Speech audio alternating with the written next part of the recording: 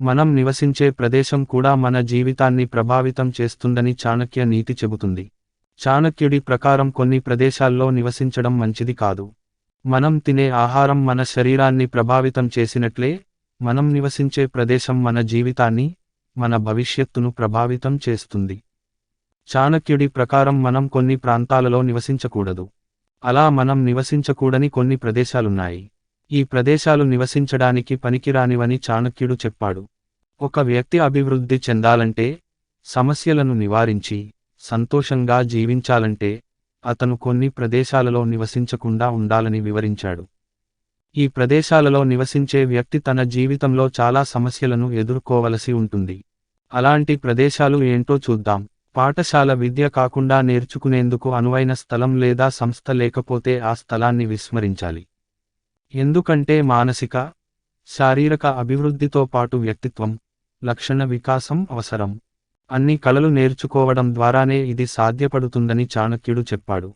మీ నివాస స్థలంలో పాఠశాలలు లేదా అకాడమీలు లేకుంటే, విద్యకు ప్రాముఖ్యత ఇవ్వకపోతే, అక్కడ నివసించడం అర్థరహితం.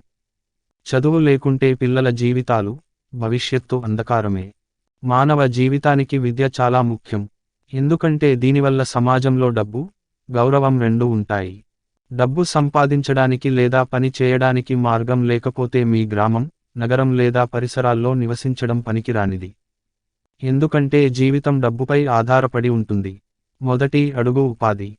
మీ నివాస స్థలం ఆ అవసరాన్ని తీర్చాలి.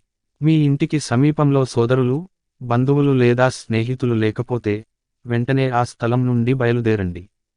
ఎందుకంటే మీకు అవసరమైనప్పుడు ఎవరూ మీకు అండగా ఉండరు. మీరు వారితో పోరాడినప్పటికీ, మీరు వారి నుండి జీవితంలో ఆనందాన్ని పొందవచ్చు. నివసించే చుట్టుపక్కల అలాంటి వ్యక్తులు ఉన్నారో లేదో చూడండి. మీరు నివసించే చోట మీకు గౌరవం లభించకపోతే లేదా నిరంతరం అవమానించబడుతుంటే, అలాంటి ప్రదేశంలో నివసించడంలో అర్థం లేదు. పురోగతికి సంబంధించిన మొదటి నియమం సరైన గౌరవం. చుట్టుపక్కల వారు మీతో చెడుగా ప్రవర్తిస్తే మీరు అక్కడ నుంచి వెళ్ళిపోవడం ఉత్తమం. మీ గౌరవాన్ని నాశనం చేసే వ్యక్తుల మధ్య జీవించినట్లయితే, మీరు విజయం సాధించలేరు అని చాణక్యుడు చెప్పాడు.